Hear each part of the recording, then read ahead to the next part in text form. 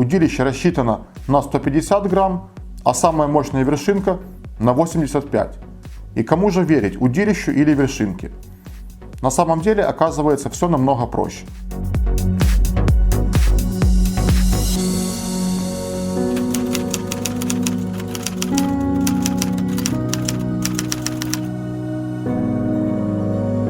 Всем привет! В этом видео мы поговорим о таком волнующем вопросе у начинающих фидеристов, как фидерные вершинки. А именно обсудим, какими они бывают, чем отличаются и какую вершинку выбрать в тот или иной момент. Перед съемками этого видео я ради интереса прочитал несколько хороших статей на тему вершинок. И в некоторых из них действительно все было написано довольно грамотно и профессионально, а местами даже сложно. Но данное видео я хочу в основном нацелить на самых начинающих фидеристов, поэтому, чтобы не нагружать сложной информацией, я постараюсь максимально просто объяснить самые основные моменты, которые касаются фидерных вершинок. Но ко всем тонкостям вы уже придете самостоятельно после нескольких рыбалок. Здесь главное понять основу. Итак, прежде всего вершинки отличаются материалом, из которого они изготовлены. На данный момент большинство фидерных удилищ комплектуются стеклопластиковыми вершинками и карбоновыми. Также еще существуют полые угольные вершинки и комбинированные. Но о последних двух типах мы сейчас говорить не будем, потому как в данный момент они встречаются довольно нечасто, а также удилища с полыми и комбинированными вершинками стоят совсем недешево, а новичку нет смысла покупать сразу дорогущее удилище. Поэтому сейчас будем говорить только о стеклопластиковых вершинках и о карбоновых. Как правило, самые мягкие и чувствительные квивертипы изготавливаются из стеклопластика, а более жесткие из карбона. Внешне их отличить довольно просто. Если вот этот хвостовик белый, это стеклопластик. Если хвостовик черный, это карбон. Также бывает, что тип материала написан на самом квивертипе. И вот тут мы плавно подобрались к самому важному параметру — чувствительность и жесткость вершинки. Чаще всего современные фидерные удилища комплектуются тремя сменными вершинками. Их, конечно, может быть и больше, и меньше, но чаще всего их три. И каждая такая вершинка имеет свою степень чувствительности. И, как правило, эта чувствительность обозначается в унциях. Чем больше унций, тем вершинка более жесткая. И наоборот, чем унций меньше, тем вершинка более мягкая, более чувствительная. Например, если удилище укомплектовано тремя вершинками, на которых написано 2 унции, 2,5 унции и 3 унции. Это означает, что 2-унцовая вершинка самая мягкая, 2,5-унцовая вершинка имеет среднюю жесткость и 3-унцовая вершинка самая жесткая в этом комплекте. И вот тут очень интересный момент. Многие новички, и я когда-то в том числе, думают, что эти цифры указывают максимальный вес оснастки, который можно забрасывать той или иной вершинкой. То есть думают, что это максимальный тест. И вот представьте, покупаю я фидерное удилище с максимальным тестом 150 грамм. Беру самую мощную в комплекте вершинку, на которой написано 3 унции. Перевожу эти 3 унции в граммы и получаю 85 грамм. Недоумению нет предела. Думаю, да как так-то, а? Удилище рассчитано на 150 грамм, а самая мощная вершинка на 85. И кому же верить, удилищу или вершинке? На самом деле оказывается все намного проще. Всем рыбакам и охотникам, которые готовы заниматься своим любимым хобби абсолютно в любую погоду, будь то лютый мороз или невыносимая жара, я хочу порекомендовать замечательный травяной бальзам под названием Herbal Park. Herbal Park уже завоевал немалую репутацию, особенно среди рыбаков. Многие годы этот напиток является одним из главных спонсоров и организаторов большинства рыболовных соревнований и мероприятий.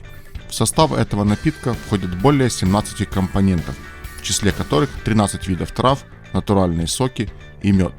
Благодаря такому богатому составу данный бальзам имеет довольно приятный вкус и обладает невероятным согревающим эффектом. Вершинка – это просто сигнализатор поклевки. Например, на маховой удочке о поклевке нам сигнализирует поплавок, а на фидерном удилище вершинка.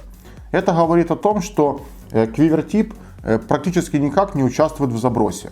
Даже если вы значительно превысите тест удилища, то сломается удилище, а не вершинка. Конечно, вершинки тоже ломаются, но совсем по другим причинам. Поэтому унции – это не тест, а обозначение степени чувствительности. Так какую же вершинку выбрать? Основные факторы, от которых зависит чувствительность вершинки, это сила течения и сила ветра. Поскольку основная задача любой вершинки максимально четко фиксировать абсолютно любую, даже самую аккуратную поклевку, то, соответственно, чем вершинка будет мягче и чувствительнее, тем лучше. Но в то же время следует понимать, что при наличии сильного течения и сильного ветра чересчур мягкую вершинку будет сильно колбасить, выгибать в дугу, и в такой ситуации мы никакой поклевки просто не увидим. Поэтому вывод делаем такой. Всегда стремимся поставить самую мягкую вершинку, но при этом обязательно учитываем силу течения и наличие ветра. Если вдруг мы видим, что что-то происходит не так, никогда не ленитесь разобрать монтаж и поставить квивертип более подходящий. Это займет каких-то 5-10 минут, но зато вся последующая рыбалка будет правильной и комфортной. И в одной статье мне очень понравился заключительный вывод ее автора. Он сказал: при выборе вершинки каждый рыболов должен руководствоваться принципом: настолько мягкая, насколько возможно, и настолько жесткая, насколько это необходимо. И напоследок я покажу простой лайфхак, как можно определить степень жесткости вершинок, если вдруг на них ничего не написано. Такое тоже бывает. Сейчас для наглядности возьмем 3 вершинки с одного фидерного комплекта и представим, что на них нет никаких надписей, нет никаких обозначений. Но нам нужно определить, какая же из этих вершинок самая жесткая, какая самая мягкая, ну и какая средняя. Для этого нам нужно просто их вот так вот выстроить в один ряд, друг возле друга. И затем вот таким вот образом, 2 пальцами, одновременно их удерживать за самый край тюльпана. Ну и смотрим, у нас получается одна вершинка осталась сверху, вторая немножко опустилась ниже и третья опустилась еще ниже. Ну все понятно и логично. Эта вершинка самая жесткая, это самая мягкая, ну и соответственно вот эта, которая посередине, она имеет среднюю жесткость. Вот так вот. И кстати, вот мы можем здесь видеть, как я уже ранее говорил, что самые мягкие вершинки обычно делают из стеклопластика, а более жесткие делают из карбона. Вот наглядный пример. Видим белый хвостовик, это у нас стеклопластиковая вершинка, самая мягкая, и вот эти вот с черным хвостовиком, они сделаны из карбона. Вот так. И кстати, этот лайфхак довольно точно работает, потому что на этих вершинках есть обозначение, и я точно знаю, что вот эта мягкая вершинка, она 2-унцовая, эта вершинка 2,5 унции, и самая жесткая вершинка 3 унции. Поэтому все очень точно. Вот такой вот простой способ.